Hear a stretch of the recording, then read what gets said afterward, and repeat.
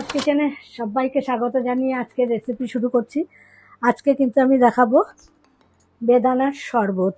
এখানে এরম সাইজের একটা বেদানা আমি খোসাটা ছাড়িয়ে এরম ভালো করে ধুয়ে নিয়েছি।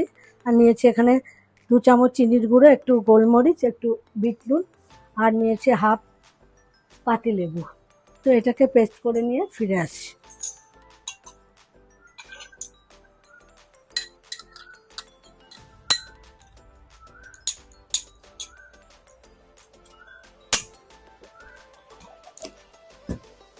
দু মিনিটের মধ্যে ফিরে আসলাম 1 মিনিট বাদে।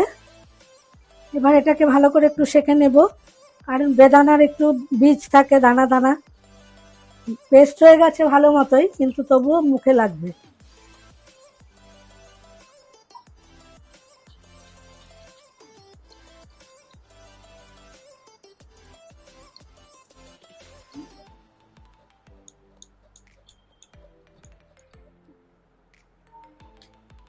দেখুন এতটা বীজ বেরিয়েছে।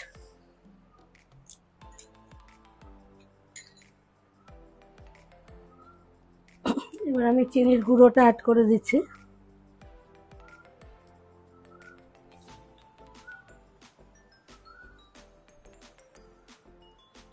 দিয়ে দিচ্ছি আইস কিউব।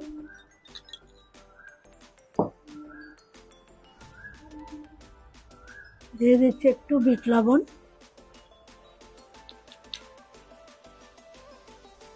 আর ওপর দিয়ে একটু গোলমরিচ।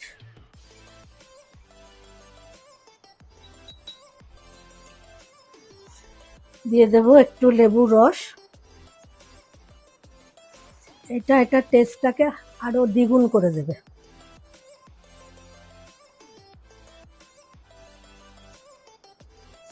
তো বন্ধুরা, আমার কিন্তু একদম বেদানার শরবত রেডি।